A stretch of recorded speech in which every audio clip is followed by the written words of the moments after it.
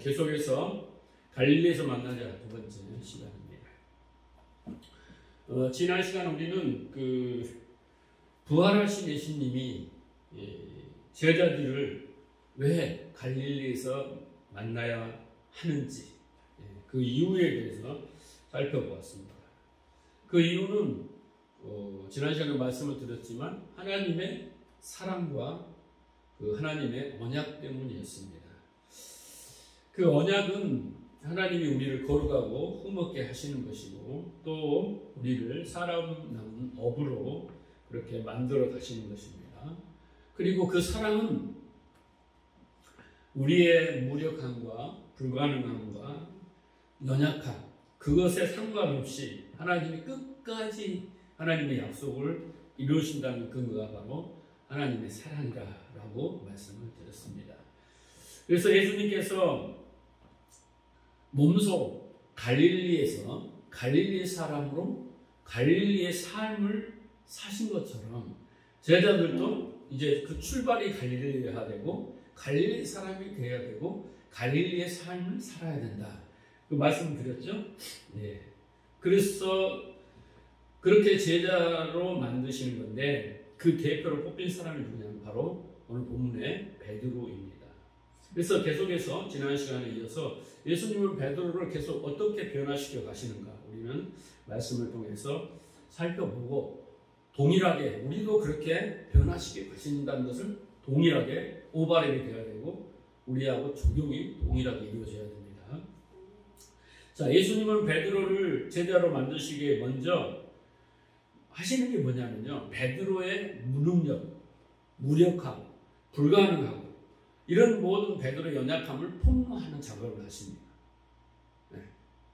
그걸 먼저 하셔요. 그래서 그 베드로 앞에 또 다른 부끄러운 소재, 그 기억을 소환합니다.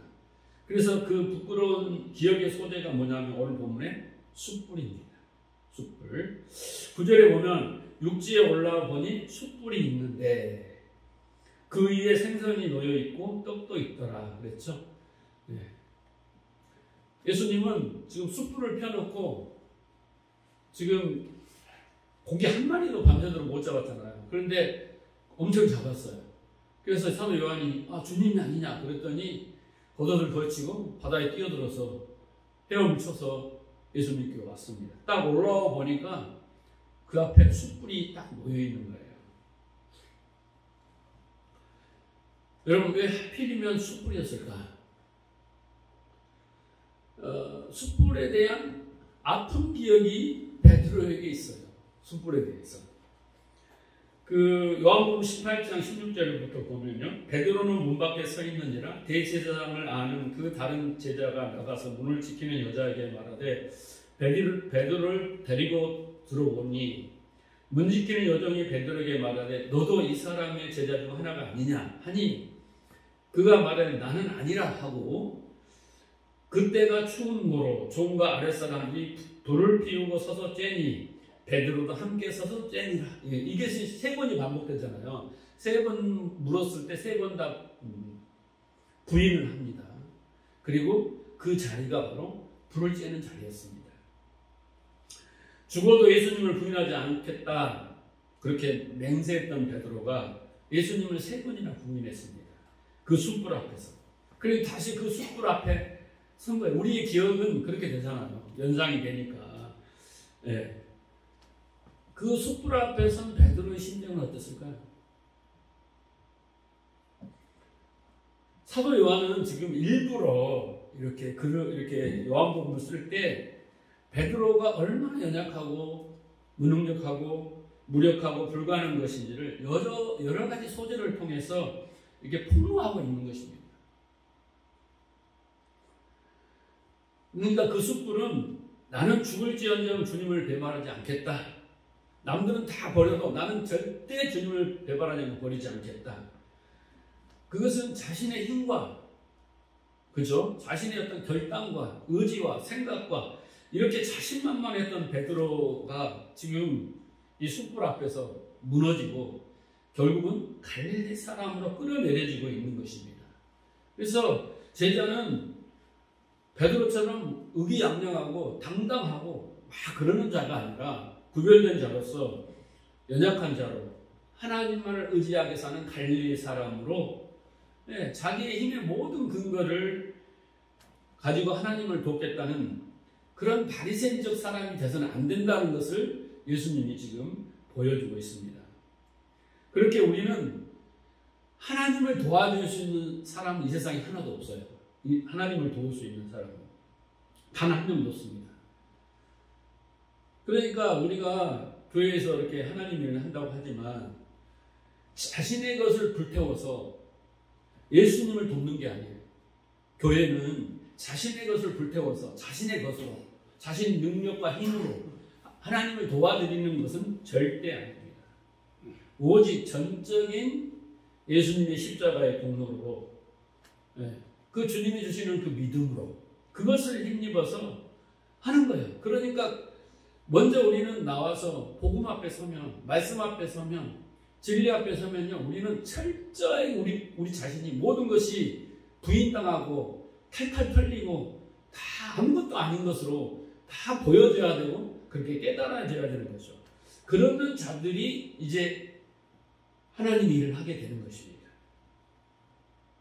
그러니까 교회에서 열심을 내서 일해라, 성과를 내라, 순종해라, 열매를 맺어라, 헌신하면 복을 받고 상급을 받는다, 이렇게 가르치는 기복적이고 율법적인 것은 바리새인들이 하는 거예요. 바리새인들의 그런 신학이고 신앙입니다. 하나님은 그런 것에 관심이 없어요. 오직 우리가 어떻게 거룩하고 흠없는 하나님의 아들이 되느냐, 그리고 그 진리를 가진 자로서 어떻게 그 복음을 전하며 진리를 전하는 이웃 사랑을 하는 사람이 되느냐, 여기에만 관심이 있는 거예요.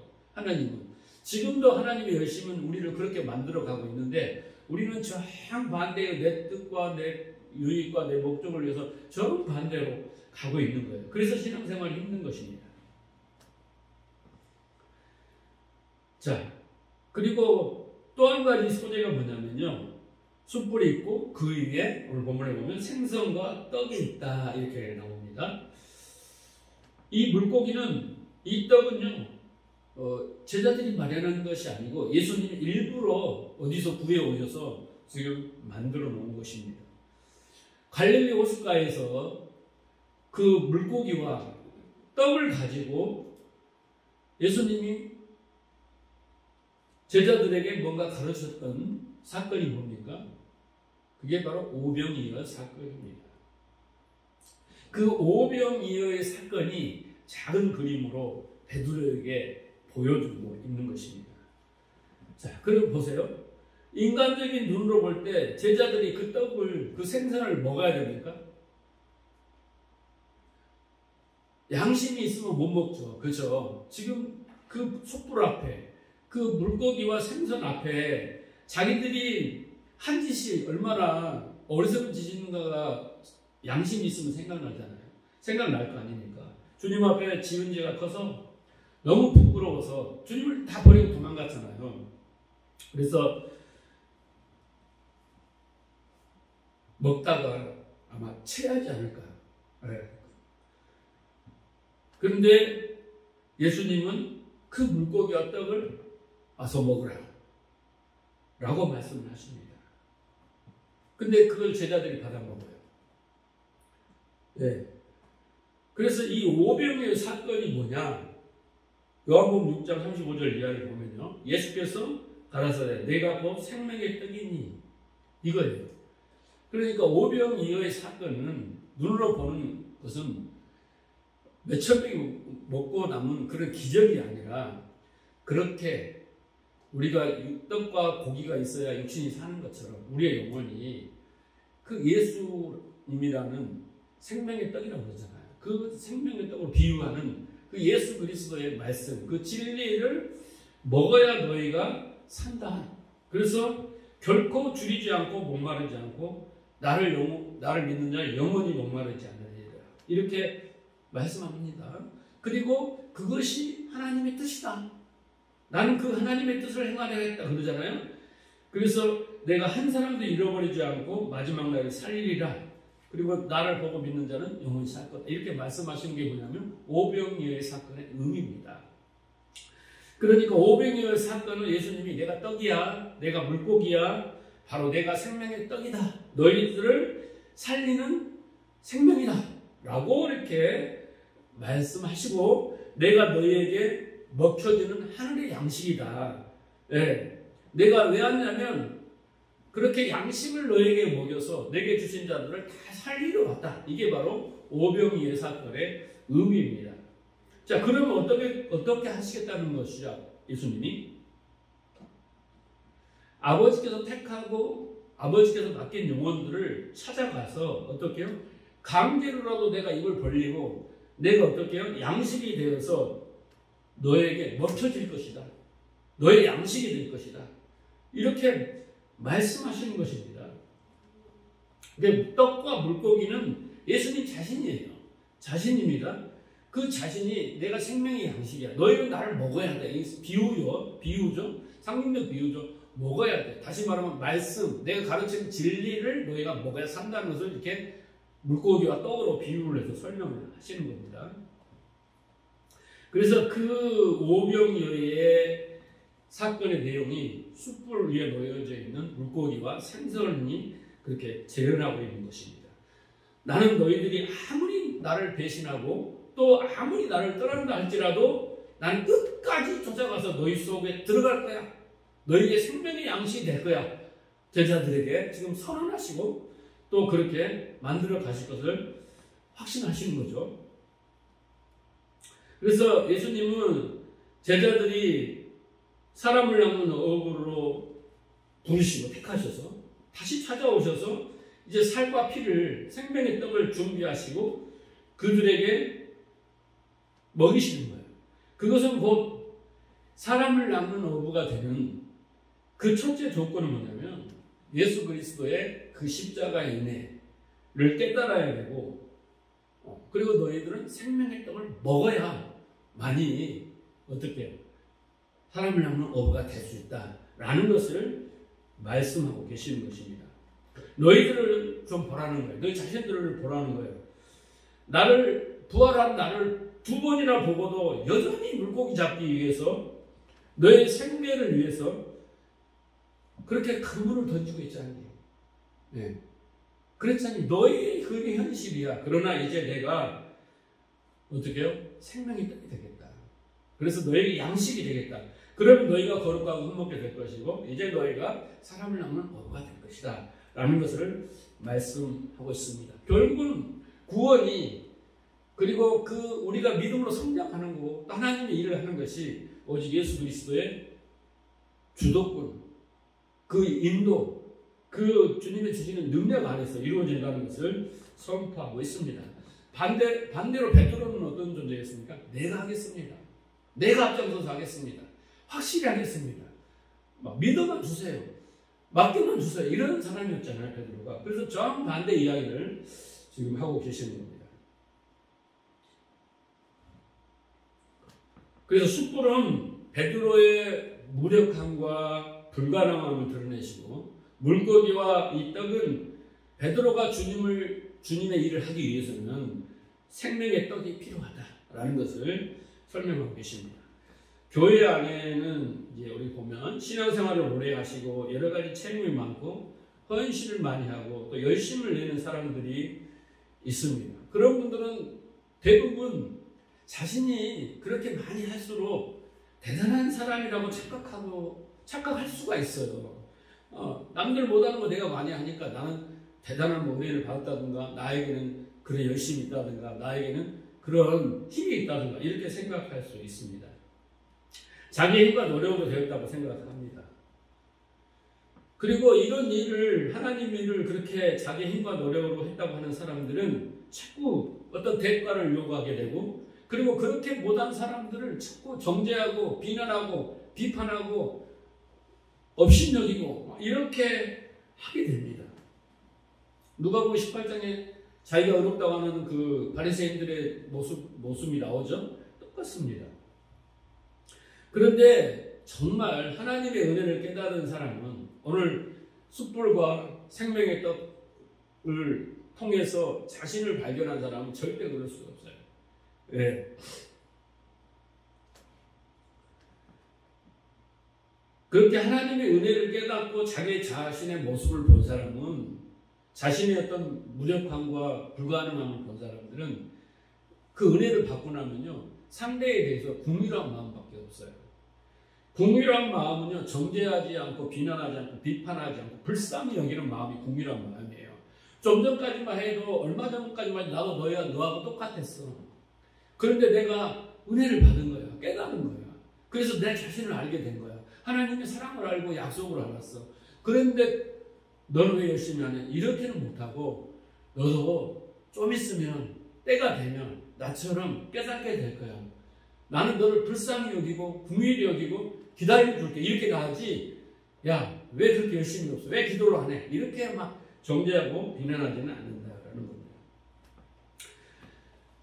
그러니까 우리가 하는 그 전도나 선교나 헌신이나 이런 것들이, 이런 궁휼한 마음이 없이 하는 것들은 다 바리새인적인 거예요. 그러니까 그걸 잘 분별을 해야 됩니다. 성도는 신앙생활을 오래 하면 할수록 나의 힘과 노력으로 되는 것이 없다라는 걸 깨닫는 거예요. 아무리 내가 기도를 열심히 해도, 아무리 내가 헌신을 해도, 내 힘으로 다 해서 이렇게 하면 한다 하더라도 나 내 뜻대로 되지는 않는구나 깨닫는 거예요. 갈수록 처음에는 열심을 내고 기도하고, 처음에는 열심을 내고 순종하고, 처음에는 열심히 헌신 봉사하는데 시간이 갈수록 점점 내가 연약해지고 게을러지고 무능력해지고 할 수 없는 것이 너무 많고 안 되는 것이 너무 많다는 것을 깨달은 거예요. 그렇게 깨달은 자리로 갔을 때, 아, 하나님의 은혜가 필요하구나. 그래서 하나님을 의지하게 되는 거예요. 그럼에도 용서하시고, 그럼에도 사랑하시고, 그럼에도 버리지 않은 하나님이시구나.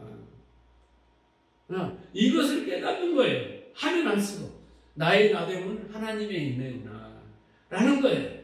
근데 그걸 깨닫지 못하면 우리는 바리새인들 같이 되는 겁니다. 그러니까 우리는 교회에 오면은 뭔가 열심히 하라고도 가르치는데 아니에요. 먼저 우리가 어떤 존재인가를 먼저 알아야 그 다음에 성경적인 반응을 우리가 말씀을 할 수 있습니다. 그래서 제자들이 사람을 낳는 어부가 되기 위해서는 먼저 자신의 연약함과 무력함과 불가능함, 자기 힘으로 할 수 없다는 것을 깨달아야 하는 거예요. 내 힘으로 되는 것이 아니라 하나님의 주시는 은혜와 능력으로, 그 믿음으로 되는 것이구나 아는 거예요. 그게 어디냐면 갈릴리이고, 그게 갈릴리 사람이고, 갈릴리의 삶이며, 그게 숯불이며, 그게 생선과 떡인 거예요. 그 앞에서 자기 발견이 이루어진 겁니다. 베드로는 지금 자기를 발견해 가고 있는 것입니다. 자기의 무력함과 불가능함과 자기 힘으로 안 되는 거고, 오직 하나님만을 의지해야 된다는 것을 깨달아 가고 있는 겁니다. 지금. 그리고 예수님은 그 물고기와 떡으로 상징되는 그 나의 살과 피를 이제 너희에게 먹혀서, 너희에게 먹여짐으로 그런 것들이 이루어질 것이다. 너희는 사실 아무것도 아니다. 그렇게 가르치는 겁니다. 네. 그래서 우리는요, 우리가 경험하고 있는 삶의 여러 가지 일들을 가지고 좋은 일이든 나쁜 일이 됐든 우리는 깨가지고 부서지는 것이 목적이지, 그걸 가지고 뭔가 자부심과 자긍심을, 자만심을, 자존심을 세우는 게 절대 아닙니다. 우리는 그 사건들로 해서 철저하게 깨지고 부인해주고 그 낮은 자리로 가서 자기 부인이 이루어져야만이 그때부터 약할 때 하나님의 강함이 나타나는 겁니다. 약함의 자리에 갔을 때 하나님 도와주세요. 하나님만 뜻에 따르겠습니다. 이런 마음이 생기는 거예요. 자, 그 다음에 또 한 가지, 예수님께서 베드로를 철저하게 까부십니다. 이게 뭐냐면 15절 말씀 보세요. 저희가 저밥 먹은 후에 예수께서 시몬 베드로에게 이르시되, 요한의 아들 시몬아, 내가 이 사람들보다 더 나를 사랑하느냐 하시니, 가로되 주여 그래하이다. 내가 주를 사랑하는 줄 주께서 아시나이다. 가라사대 내 양을 먹이라 하시고, 그러면서 예수님이 베드로를 부를 때 뭐라고 불러요? 요한의 아들 시몬아 그렇게 부르시죠? 요한의 아들 시몬아 이렇게 부르십니다. 요한복음 1장에 가보면 보세요. 1장 41절 보세요. 그가 먼저 자기 형제 시몬을 찾아 말하되 안드레가 우리가 메시아를 만났다고 메시아를 보냐면 그리스도라 데리고 와서 예수께 오니 예수께서 보시고 가라사대 요한의 아들 시몬이니 장차 게바라 하리라 하시고 게바는 번역하면 베드로가 그랬습니다. 여러분 이름을 바꿔준 성경의 이야기가 많이 나오잖아요. 아브라함을 아브라함으로, 야곱을 이스라엘로, 예, 시몬을 베드로로. 이렇게 갔다는 것은 뭐냐면 존재의 변화입니다. 존재. 예, 우리의 본질, 존재를 바꿔버린다는 거예요. 우리의 생각, 가치, 목표, 모든 것을 다 바꿔버리겠다는 겁니다. 그런 의미예요. 그래서 베드로를 시몬을 뭘로 만들어요? 베드로, 반석으로 만들겠다는 겁니다. 반석. 네. 그 바위란 뜻이거든요. 반석으로 만드시겠다는 거예요. 요한복음 1장에서 예수님께서 시몬을 베드로라고 바꿔주신 이후에 한 번도 시몬이라고 불러본 적이 없어요. 마태복음 사복음서 가운데 한 번도 없습니다. 다 베드로라고 나옵니다. 그런데 오늘 여기 마지막 장면에서 예수님께서 다시 옛날 이름을 부르셔요. 옛날 이름을. 왜 그랬을까요? 굳이 숯불 앞에서. 네. 요한의 아들 시몬아 이렇게 부르십니다. 그 이전에 이름을 부르셔요. 왜 불렀을까요? 뭔가 베드로를 깨우치기 위해서 지금 제자를 만들기 위해서 부르시는 거잖아요. 우리가 그 의도를 알려면요. 예수님께서 지금 이 일이 일어날 것을 미리 마태복음 26장에서 예언을 하십니다. 31절. 때 예수께서 제자들에게 이르시되 오늘 밤에 너희가 나를 다 버리리라. 기록된 바 내가 목자를 치리니 양 떼가 흩어지리라 하였느니라. 이것은 예수님이 지금 십자가에 죽으신 전날 밤에 이제 내가 죽으면 너희가 나를 다 버리고 떠나갈 거야. 예언을 한 것이고 기록된 바 이것이 구약에 나와 있는데 내가 목자를 치리니 양떼가 흩어지리라 하는 상태, 모습이다 라고 미리 말씀하신 겁니다. 그리고 실제로 제자들이 지금 갈릴리에서 있는 모습은 뭡니까? 예수님이 십자가에 돌아가시자마자 다 흩어졌습니다. 그리고 부활의 주님을 만나고 두 번이나 만나고 또 흩어집니다. 네, 흩어져요. 여러분 흩어지면 안 좋은 거예요. 안 좋은 것입니다. 그래서 이 모습이 지금 목자를 쳤더니 예수님이 십자가에 죽었더니 양들이 흩어진 모습이 지금 제자들 앞에 재현되고 똑같이 얼마나 우리 충격적이지 않습니까? 예언한 대로, 구약에 예언한 대로 그렇게 제자들이 그렇게 되어 있는 겁니다. 자, 그런데 여기에 보면요. 예수님이 베드로를 시몬을 베드로라고 했지만 다시 시몬이라고 부른 이유는 이 시몬이라는 단어와 흩어진다는 단어가 연관성이 있습니다. 그래서 시몬 그리고 흩어진 여기가 어디에 나오냐면요. 그 야곱의 아들 중에 두 번째 아들이 누굽니까? 시몬이에요. 네. 루벤, 시몬 그렇잖아요. 그 다음에 레이 그렇게 나가죠. 그런데 이 시몬과 레이가 저주를 받습니다. 어떤 저주를 받냐면 흩어짐의 저주를 받습니다. 흩어지면 안 좋다고 그랬죠? 창세기 49장 5절을 보세요. 시몬과 레이는 형제요. 그들의 칼은 잔해하는 기계로다. 내 호나 그들의 모의에 상관하지 말지어다. 내 영광아 그들의 집회에 참여하지 말지어다. 그들이 그 분노대로 사람을 죽이고 그 혈기대로 소의 발목 힘줄을 끊었음이로다. 그 노여움이 혹독하니 저주를 받을 것이요 분기가 맹렬하니 저주를 받을 것이라. 내가 그들을 야곱 중에서 나누며 이스라엘 중에서 어떻게 하리라? 흩으리로다. 시몬과 레이가 자기 누이가 디나잖아요. 근데 세겜 사람 그 하몰의 아들의 세겜에게 강간을 당합니다. 그래서 창세기 34장 사건이죠. 그래서 이 시몬과 레이가 깨를 써가지고 그 세겜의 그 하몰의 모두 가족들에게 우리가 화친을 하려면 할례를 행하라. 그리고 할례를 받는 동안 쳐들어가서 다 죽여요. 네, 몰살을 해버리는 사건이 34장입니다. 그래서 시몬과 레이가 저주를 받습니다. 왜냐하면 시몬과 레위는 마치 선악과를 따먹고 자기가 왕이고 신처럼 자기가 중심이 되어서 자기 뜻대로 자기 자존심, 자기 상처를 감추기 위하여 아무 때나 칼을 휘둘리는 그 죄인의 모습이 바로 시므온과 레위입니다. 그래서 저주를 받아서 흩어짐을 당합니다. 그래서 49장에 지금 야곱이 안수하고 축복하는데 축복이 아니라 이들은 저주를 내리는 겁니다. 너희들은 흩어짐을 당할 겁니다. 그런데 놀랍게도 이 저주를 받아야 할 레위 지파와 시몬 지파가 어떠한 노력을 또 안 했는데 뒤에 가보면 그렇게 멸망하고 소멸당하고 흩어지지 않습니다. 오히려 기업을 받아서 그 지파가 유유지됩니다. 레위 지파는 하나님을 섬기는, 성전에서 섬기는 수종을 드는 지파로 선택을 받습니다. 구원을 받고 그 다음에 그 시몬 지파는 어떻게 되는가 봅시다. 자, 여호수아 19장 1절입니다. 둘째로 시므온 및 곧 시므온 자손의 지파를 위하여 그 가족대로 제비를 뽑았으니 그 기업은 유다 자손의 기업 중에서라. 그들이 받은 기업은 부엘사바와 곧 세바와 몰라다와 9절 시므온 자손의 기업은 유다의 자손의 기업 중에서 취하였으니 이는 유다의 자손의 분깃이 자기들에게 너무 많으므로 시므온 자손이 자기의 기업을 그들의 기업 중에서 받았습니다. 네. 레위 지파는 구원을 받아요. 그래서 하나님을 섬기는 아주 좋은 지파가 되잖아요. 수종들은.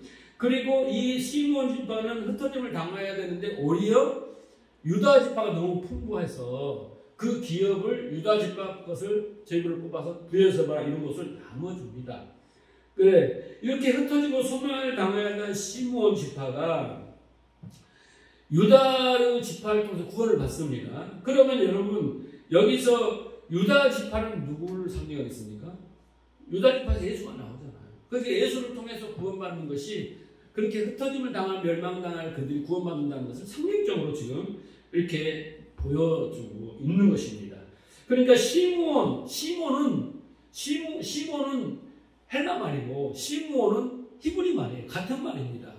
그러니까 시므온은 흩어진다는 거예요. 저주를 받았다는 이야기입니다.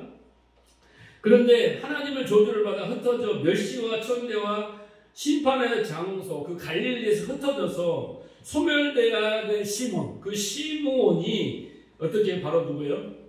베드로예요. 그 흩어짐을 인도하는 자가 누구냐면 바로 베드로입니다. 대장이 베드로예요.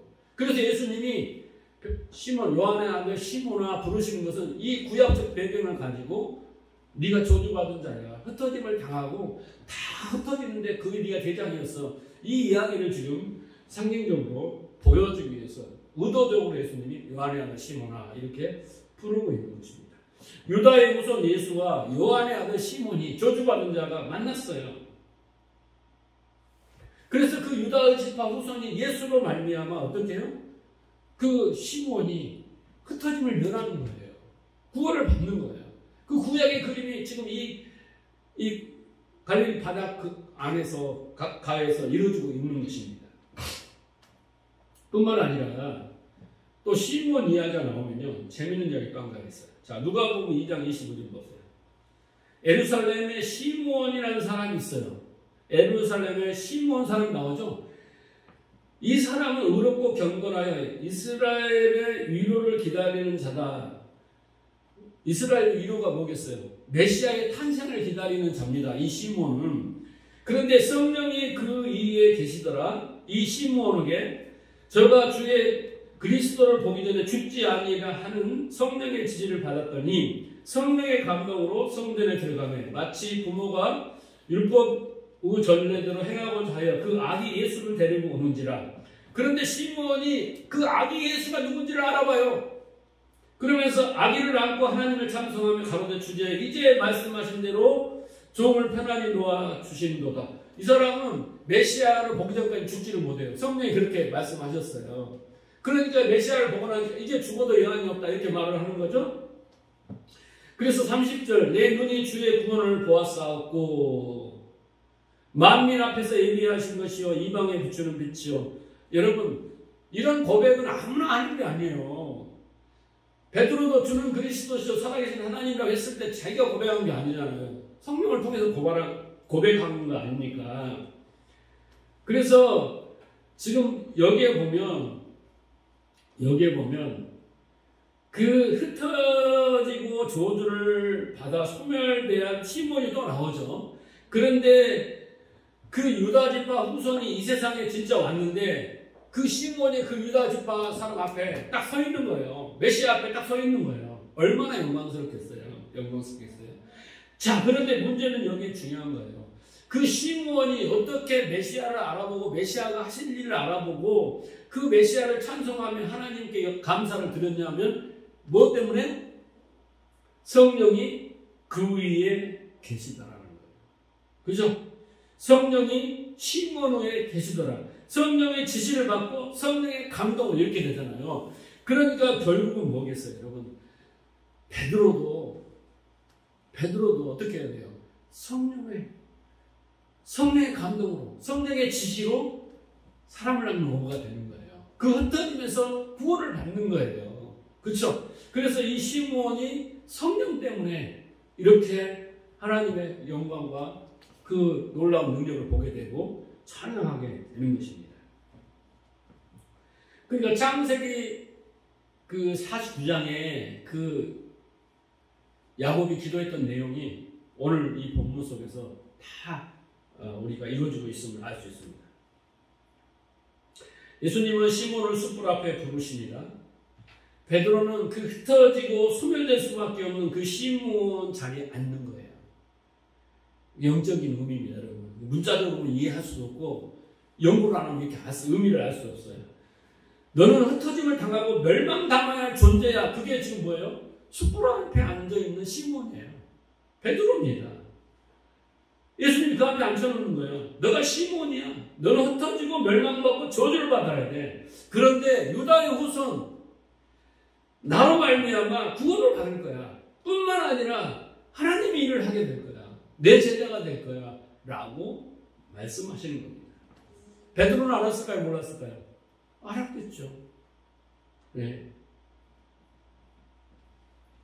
그런데 그런 시몬에게 성령이 함께 하시니 반석 같은 베드로가 되는 겁니다. 반석 위에 네 신앙 고백 위에 내 교회를 세우리라 그러잖아요. 그래서 그 성령이 함께 하시면 반석이 되는 거예요. 우리도 마찬가지입니다. 우리도 그렇게 저주받아야 되고 흩어짐을 당한 자들인데 구원받아 성령을 받으면 우리도 그렇게 베드로처럼 반석이 되는 거예요. 그렇게 되기를 바랍니다. 그게 오늘 본문은 그게 하나님의 언약이었고 그게 하나님의 사랑 때문이었다라고 말하고 있는 것입니다. 자, 그리고 나서 예수님이 또 이제 마지막 또 핵펀치를 날립니다. 계속 베드로는 부셔지고 있는 겁니다. 어떻게 합니까? 요한의 아들 시몬아, 여기까지가 충격적이었는데 네가 나를 이 사람들보다 더 사랑하느냐? 라고 말씀하십니다. 베드로는 처음부터 줄곧 자신이 예수님을 제일 사랑하는 제자라고 자부를 해왔습니다. 그렇게 행동을 했습니다. 가장 앞장서서 예수님을 잡으러는 그 말고의 길을 잘랐습니다. 그렇죠? 그리고 가장 앞장서서 죽으러 가자.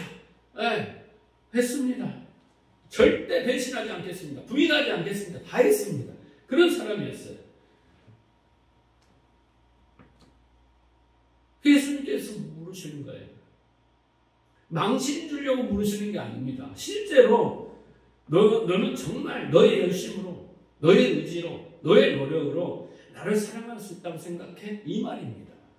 그 질문의 의미는. 왜? 너는 그럴 수 없다라는 전제하에 물으시는 질문입니다.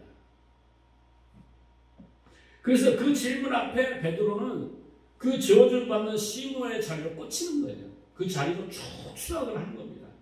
네. 그래서 베드로가 재밌는 것은 대답할 때 네가 나를 사랑해? 이렇게 물어보니까 사랑합니다! 이렇게 말을 안 해요. 아주 두리뭉실하게 뭐라고 합니까? 네? 뭐라고 말합니까? 주님이 하시잖아요.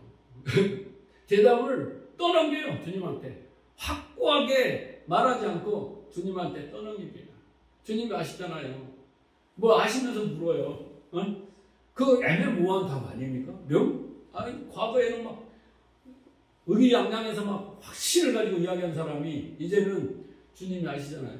주님이 아시잖아요. 물론 아가페를 물어보니까 뭐 우정으로 말했다, 뭐 육신적인 사랑으로 말했다 이런 말을 얘기하지만은 사실은 그 답은 베드로가 할 수가 없는 거예요.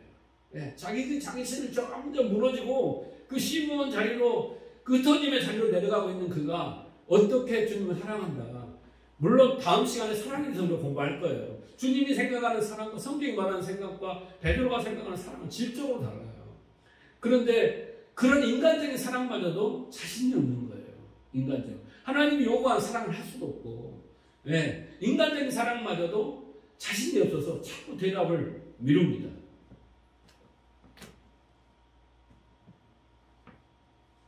그래서 베드로는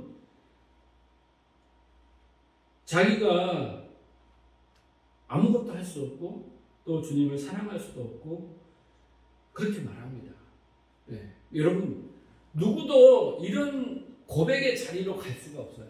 쉽게 우리는 막 가슴을 치면서 막 내가 죄인입니다 그러지만 우리는 통에 자복하면서도 한편의 마음속에 나는 쟤보다 좀 덜 죄를 짓습니다. 나는 좀 괜찮은 사람 이런 마음이 있는 거예요. 완전히 우리가 그 자리로 내려가서 말로만 죄인이라고 고백하니 그 죄인의 자리로 내려가는 사람이 별로 없다니까요.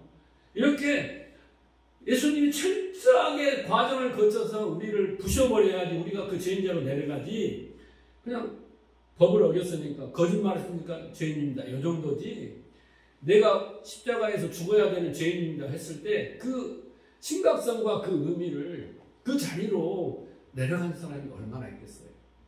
없습니다. 자, 그런데 우리가 하나님의 말씀이 진리가 되면 가능한 거예요. 성령이 오셔서 아까 그랬잖아요. 시므온도 성령을 받으니까 다 깨달았잖아요.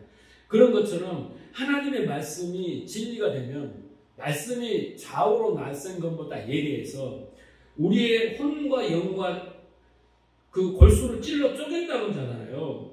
그 말은 이 찔르다, 쪼개다는 말이 뭐냐면 꿰뚫다라는 거예요. 우리의 생각과 마음을 꿰뚫어서 식별하여서 분리해버리는 거예요. 우리가 어떤 생각을 갖고 어떤 아젠다를 가졌고 어떤 마음을 숨기고 있는지 내가 겉으로는 사랑합니다. 근데 그 사랑이 진짜인지 아닌지를 분리해내버리고 식별해내는 것이 바로 그 말씀의 능력입니다. 그 진리의 능력이에요. 그러니까 그 말씀이 오기까지, 성령이 오기까지는 사람들은 다 공수표를 날리고 사랑합니다. 막 율법을 잘 지키고 그랬지만 그거 다 배설물이라고 그랬잖아요. 네? 다 그런 거예요. 근데 성령이 오셔서 내 안에 들어오시면은 진리가 내 안에 들어오면 그것을 꿰뚫어버리고 관통해버리고 분리해버리고 식별해버려서 우리가 꾀소리를 못하게 만들어서 내가 이중적으로 대답을 못하게 만들어버리는 게 바로 진리인 거예요. 말씀의 역할인 것입니다. 그래서 요만큼 자그마한 것까지도 부셔버리는 거예요. 우리를. 그래서 하나님의 말씀은 우리의 공로, 우리의 공적, 우리의 능력, 우리의 이런 것들을 티끌까지도 다 부셔버리는 거예요. 말씀의 능력은. 그러니까 우리의 시작은 철저하게 흩어지고 그런 존재인 것을부터 깨달으면서 시작해야지 그거 딱 덮어놓고 그냥 열심을 내서 하면 복받고 열심을 하면 축복받고 열심을 하면 잘되고 이건 아닙니다. 왜냐하면 내 안이 벌써 만물보다 부패한 마음을 가지고 욕심을 가지고 탐심을 가지고 있는 걸 딱 덮어놓고 감추고 그걸 가지고 아무리 좋은 행동을 하고 선을 행해도 그것은 다 악인 거예요. 악인 겁니다. 악인 거예요. 그걸 아셔야 돼요. 하나님은 철저하게 먼저 우리를 거룩하고 흐뭇게 만들어 놓고 그 다음에 믿음을 주고 그 다음에 그 믿음을 따라 살게 하는 게 순서고 종교는 그런 거 다 덮어놓고 종교는 그런 거 덮어놓아요. 열심히 해라. 헌신해라. 봉사해라. 하면 된다. 근데 속은 막 꾸정부리고 흙탕부리고 사악하고 막 그런 마음을 가진 인간이 그걸 가지고 하나님의 영광을 돌린다? 그건 이빨은 소리인 겁니다. 하나님이 속겠어요, 그것은. 그런 차이가 있는 거죠. 그래서 진리가 내 안에 들어오면 여러분들이 매주 말씀을 들으면서 어찌할꼬 이런 고백이 나와야 돼요. 그리고 그러면 나는 뭐야? 정말 나는 뭐야? 이 정도밖에 안 돼? 라고 말씀을 하셔야 되는 거예요. 그런 존재인 것을 인정을 해야 되는 거예요. 그래야지 하나님이 나를 그럼에도 붙들고 계시고 구원하시고 나를 사람으로 만들어가고 계신다는 것에 대해서 감사가 거기서부터 시작되는 거지. 나는 대단한 존재인데 뭘. 나는 어느 정도 수준에 있고 이제 거기서부터 내가 좀 더 열심히 하느냐 안 하느냐 이 차이지. 이렇게 생각하시면 그게 바로 무지이면 교만인 겁니다.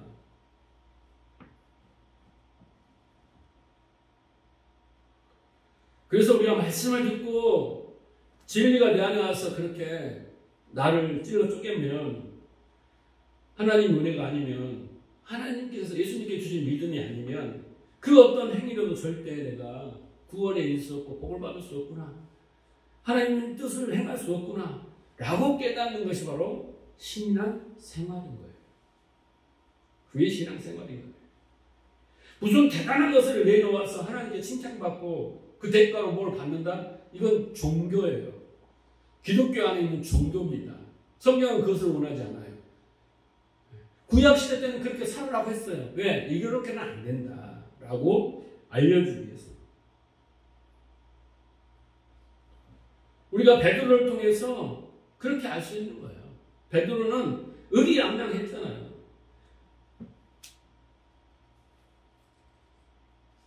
주님을 위해서 아주 굳건한 맹세와 다짐과 확신을 가지고 덤빈 사람 아니었습니까? 점점점 베드로가 꼬리를 내리고 점점 낮은 자리로 내려가면서 이제 대답이 흐려지는 거예요. 주님이 하시잖아요. 주님이 또 세 번을 물어. 왜? 세 번을 부인했기 때문에. 아주 주님은 완전 리얼하셔요. 그래서 아주 우리 자신을 보게 해요. 왜? 그래야 거기서부터 주님을 붙들기 때문에. 여기 세 번이나 나를 사랑하냐고 물었을 때 세 번째 질문에 베드로가 어떻게 되냐면 근심하여 가도되 그럽니다. 이 엘료페테라는 이 근심하다는 뜻은 뭐냐면요. 고통스러워하다, 슬퍼하다, 미치겠다라는 뜻입니다. 베드로가 세 번째 물어보니까 미쳐버릴 것 같아요. 이제 거짓말도 못하겠고 자존심도 상하고 이제는 주님이 다 알고 계시는 것을 알겠고 이것으로는 안 되는데 이제 질문 자체가 자기에게는 완전 충격이고 고통스러운 거예요. 그러니까 우리가 말씀을 받으면 여러분 고통스러워야 돼요. 성령이 우리한테서 말씀으로 관절을 거두어지면 우리에게 먼저 고통으로 오고 수치와 창피와 막 놀래가지고 가슴이 벌렁벌렁하고 이렇게 와야 되는 거예요. 순서적으로. 그것이 1단계예요.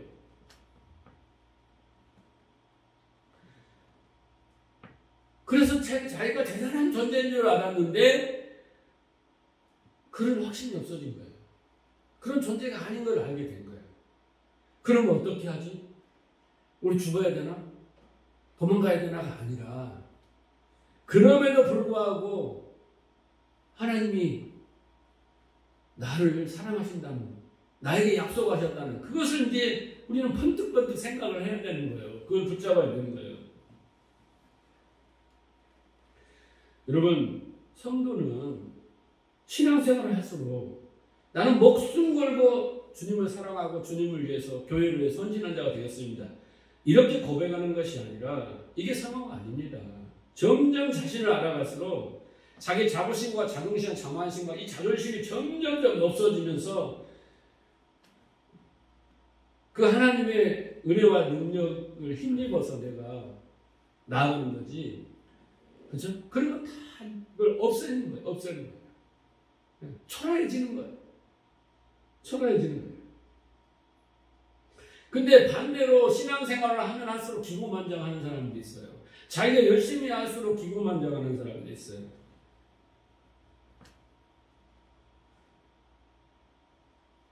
아닙니다. 순서가 틀린 겁니다. 절대 아닙니다. 우리에서 격발된 어떤 모든 것들은요, 어느 순간 하면 다 부셔져요. 어느 순간은 멈춰요. 스스로 멈춰요. 지쳐요. 해도 안 된다. 네. 만족이 없어요. 그렇게 됩니다. 신앙생활 오래 하다 보면. 그 이유는 내 힘으로 했겠다는 그 반증이에요. 하나님 은혜로 하면 그렇게 되지 않습니다.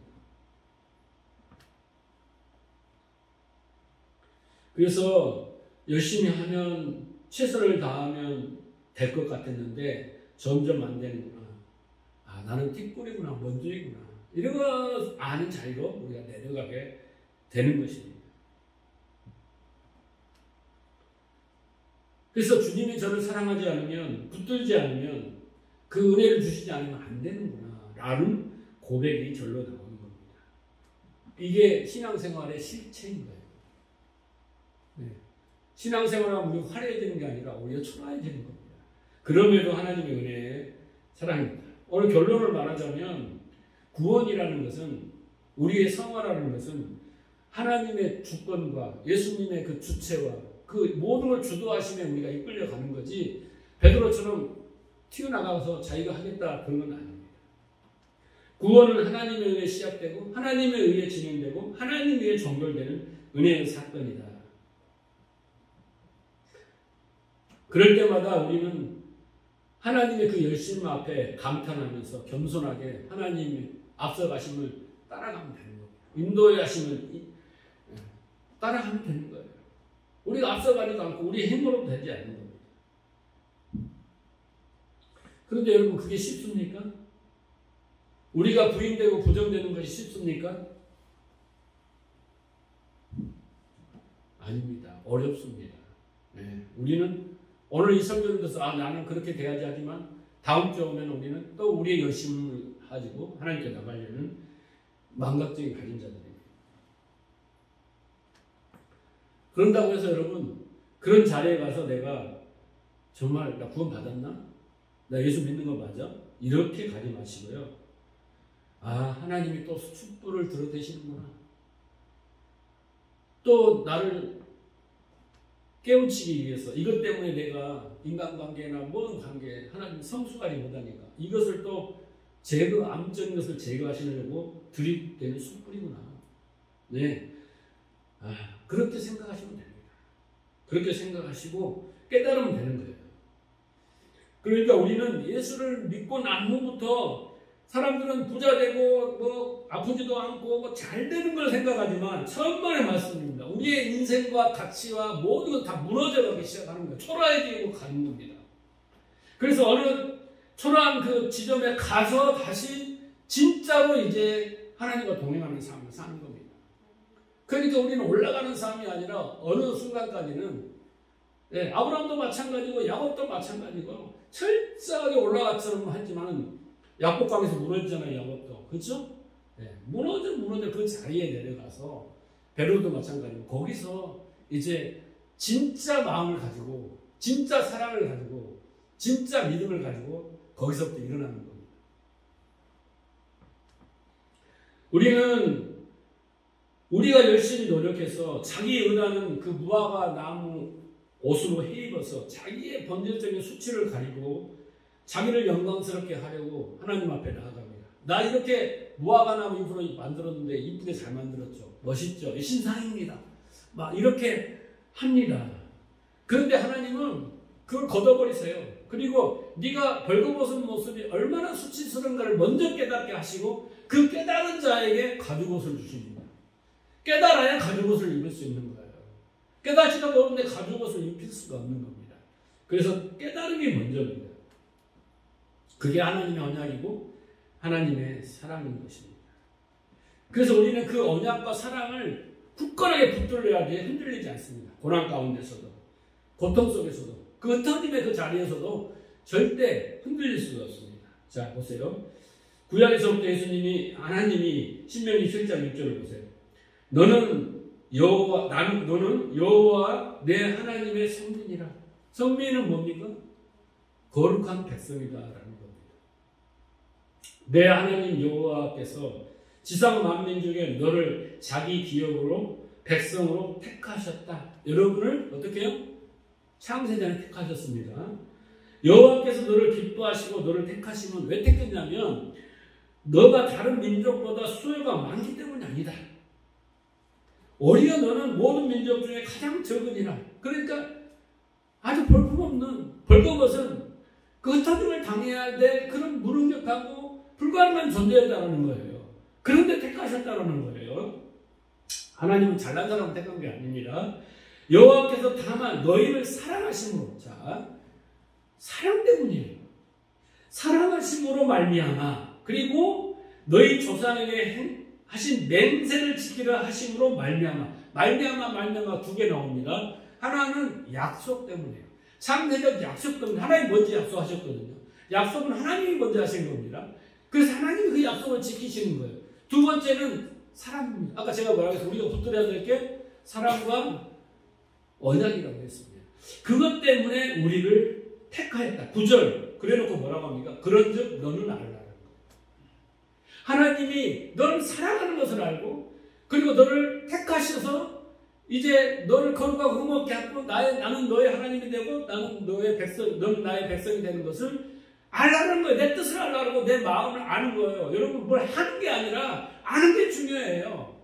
그 아는 것이 내 진리가 되면요, 우리는 그것 때문에 감격하고 믿고 그걸 붙드는 거예요.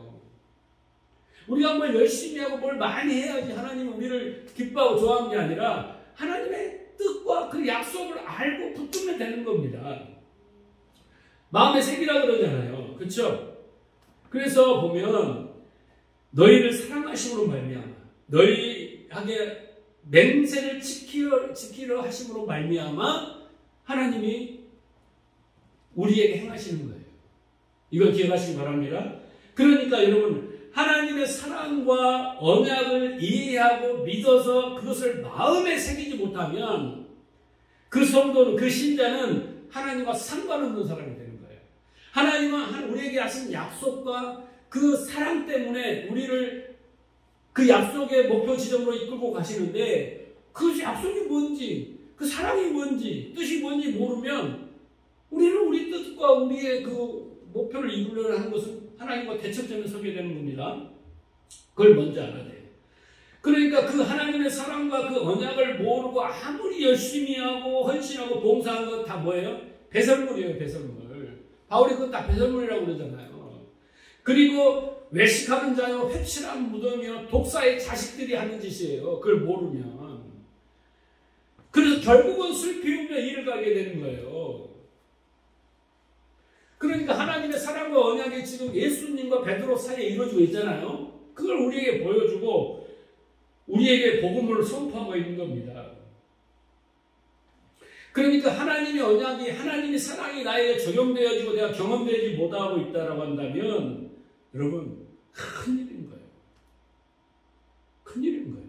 그게 제일 중요한데 그걸 붙들지 못하고 있고 알지 못하고 있다면 신앙생활은 좀 엉뚱한 방향으로 가고 있는 것입니다. 그런데 이것은 여러분 한순간에 이루어지지 않습니다. 한순간에 이루어지지 않아요. 우리가 예수를 믿고부터 죽음까지 이루어져야 되는 과정입니다. 왜냐하면 우리 안에, 머리 안에는요, 많은 어둠과 흙탕물과 비진리와 우리의 욕심과 우리의 생각들이 너무너무 많아요. 이것을 진리로 바꾸는 데는요, 시간이 엄청난 거예요. 믿음이 되기에는 어떻게 해야 돼요? 우리를 이해하시고 설득하시고 우리에게 확신을 갖게 하고 신뢰하는 과정이 이렇게, 그래서 설교가 있는 거예요. 성경 공부하기 그래서 있는 거예요. 그걸 바꾸어 가야만이 우리가 변화되지, 그렇지 않으면 안 되는 거예요. 그러나 하나님의 사랑과 그 언약을 먼저 뿌리를 잡고 구체적인 것들을 깨달아라 우리가 이루어지는 것, 그게 큰 그림을 가져야 돼요. 그래서 예수님께서 뭐라고 합니까? 자기를 부인하고 날마다 자기 십자가를 지고 달려라, 이렇게 말씀하신 것입니다. 지금까지 여러분, 우리는 맨날 순종해라, 기도해라, 착하게 살아라, 헌신해라, 헌금해라, 전도해라, 이런 교훈적이고 기복적이고 율법적인 말씀을 들었기 때문에 열매를 맺지 못한 겁니다. 그런 말씀을 들었기 때문에 맨날 그것만 해야 되는 줄 아는 거예요. 포도나무의 가지에 붙었다고 그렇게 가르치는데 그 가지에서 열매가 맺지를 않습니다.